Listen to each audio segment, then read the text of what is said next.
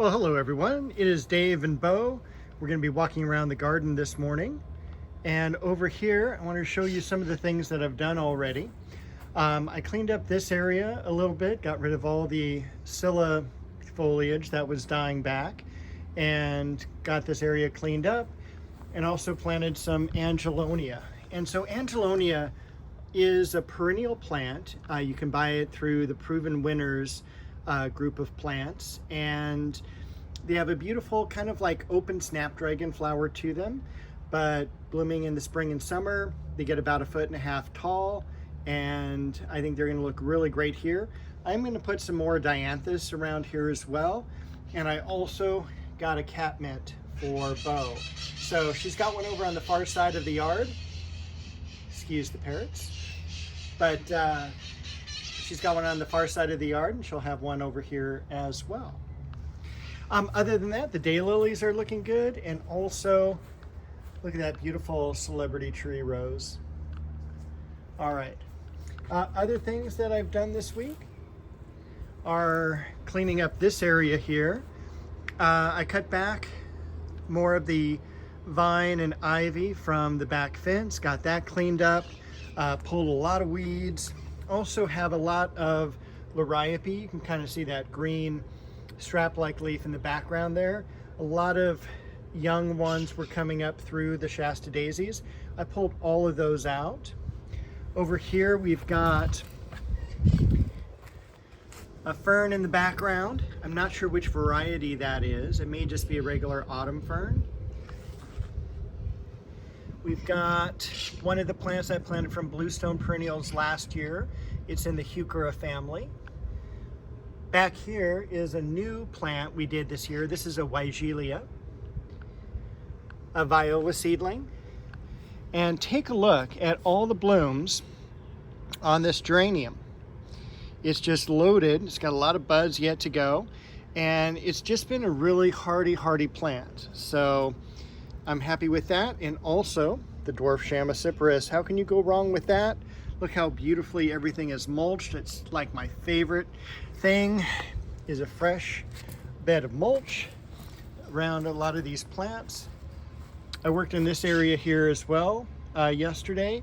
I'll do some more work here just to clean it out, mulch this area too, hopefully have that done by this weekend. I did visit San Gabriel Nursery yesterday. I got some vegetables. I'm really excited to plant these. Bo's excited too. And I'll probably do a separate video just showing you the different varieties of tomatoes, squash, and things like that that I got. We've got the dianthus and alyssum here. That's going to be put into the ground as well. Maybe Bo will help me, I don't know. Other things going on this week, we'll take a look back here in the yard. Look at how nice that foliage looks on this Japanese maple. This euphorbia back here, look how crazy tall it's gotten. And I love the modeling on the leaves. The Dahlia, we'll take a look at all the rabbit's foot ferns there. I've also got some growing in the ground here and there. We've got some Alstroemeria in bloom, mixed in with the Bermuda grass. Right, there's a ton of that coming up because the weather's been so warm. So look at that, how great that is. We'll get that oxalis leaf out of here. That is such a beautiful flower. And if you are a fisherman, I've always thought, as we zoom into that the petals look like lures by the company Panther Martin. So that's another reason I really like the Alstroemeria. All right, Bo has passed us up, so we better get on it. Take a look at the bloom back here on the heliotrope. The beautiful foliage on the centenarian, Jordan, Japanese maple. We've got some carex here, and I never remember to tell you carex. The common name for that is just sedge, S-E-D-G-E. Yarrow, course, Shishigashira, Japanese maple, carnation. Got the beautiful Shasta daisies beginning to bud up, and Bo is not interested in the Shasta daisies. She is interested in a lizard that's down there. If you didn't hear it, it was scurrying around a little while ago. Behind Bo's butt there is New Guinea impatiens. And over here we have another carex. The plumeria is leafing out. We've got some bronze ajuga. We've got some dwarf bearded iris. So everything's looking really good. Silver dragon liriope underneath this beautiful foliage of the bloodgood Japanese maple. Look how nice and airy that is. I've taken a long time in the wintertime to thin these out. They are one of the first things I prune in the winter, and so I spend a lot of time on these just because if you can do it at that time, you can really form and shape these plants nicely. Look at how beautiful this antique rose is. The clivia beginning to lose a little color in the leaves, beginning to lighten up because it's getting a little bit too much sun. But I'm hoping I can go a couple more weeks before I have to cover it. Look at how large that plant has gotten, and look at all the buds coming up. This is the Heliotropium ecuador. The Chiananthus tree is looking really, really good too. A lot of foliage on that, which is fantastic. I want this to fill up the area as soon as possible. Somebody's tired. Another Japanese maple over here.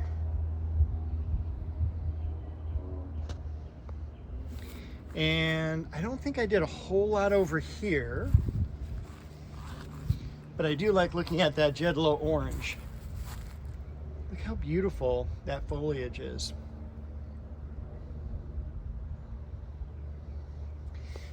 I'm going to plant some Japanese maples here. Hopefully I'll be able to do that this weekend.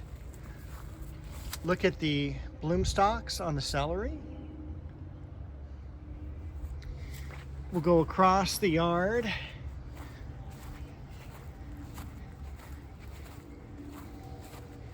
We've got some peonies growing up here. And then over here we've got the Sangugaku coral bark maple.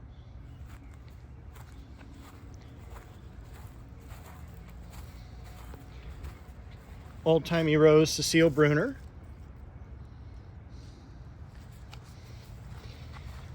I did get a little bit of cleanup over here as well. So the begonia is alive again. I was worried about that. It was covered up with the ajuga. The hemlock, look at the new growth on that. Such a lighter color. I think this variety is moonstone, but don't quote me on that. This is a rose we haven't seen lately. This is Margaret Merrill. So Floribunda white. Over here, I'm really happy this is in bloom today, although it's just spiraled out a little bit much. This is Blue Girl. Very, very fragrant, kind of a lemony scent. In the background, you can see the Tabernet Montana leafing out, thank God, because that was an expensive plant. The Berberis down here, look at that beautiful foliage. It looks so good up against the Japanese maple Bronze Age and the two other daylilies. In fact, that one has a bloom stalk already. And I split these up because these were that was one clump last year. What else do I want to show you? Foxglove in the background there. Look how tall that rose is. Fragrant plum. And then we've got the crabapple in the back. That's still not growing a whole lot. It's growing, but it's just so slow, and I was really hoping it would fill this area up much, much quicker, which is always a good thing. If you can buy the larger plant, you know, even though it's a few $100s more, it does take into consideration all the time it's been at the grower. This is a rose called Rio Samba, and it is not a very disease-resistant rose. So if you're in an area where you get black spot, mildew, things like that, probably not the greatest to put in, but it is for more arid climates like where I am. We've got some lilies coming up here. Also some more lilies coming up here. You saw last week that I cut back the sweet pea bush to get the mower underneath it. Garden party and tournament of roses in the background. Got the triple planted plum tree, the remnants of the Queen Elizabeth roses, remnants of the Lynn Anderson roses. So I'll be able to do a good pruning after these are done blooming here. Cut them back a little bit more, get them more into shape, because I don't think either of them was cut back this winter. Another geranium down here, and look at the size of that lily coming up. That is going to be a massive oriental lily. So, and this is a tree lily.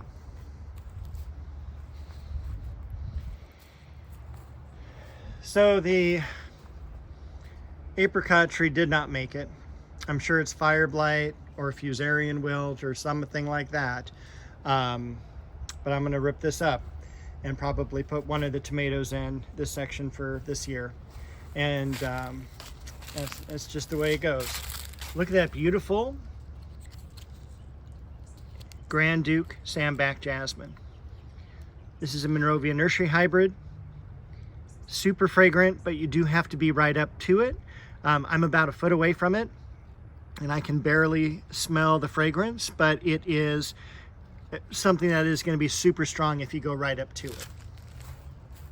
Over here, look how beautiful this foliage is. I know I remark on it every week, and I didn't think I would just like the foliage so much, but it is amazing. And this is Acer palmatum Indian Summer. That's Red Dragon over there. And also look how nicely this leafed out.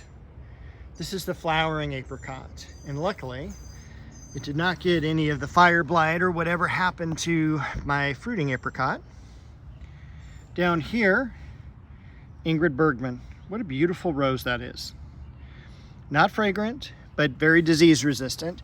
And you can also kind of tell that from the glossiness of the leaf. I mean, you can even see the reflection right over here. And when you have a leaf like that that's glossy, it is disease resistant, but usually at expense of the fragrance. All right, so Beau's laying down. We got some more Cecile Brunner. I just absolutely love this rose. And I think we may just go ahead and call it a day right here. We've seen a lot of cool things that have happened this past week. Look at that Magnolia Solangiana there. That's going to be pruned back a little bit. It's got a lot of new growth coming out on it. So, all right, that is everything. I think the parrot's telling me go ahead and quit for the day. I hope you all have a great week in the garden, and Beau and I will be back shortly to walk you around again.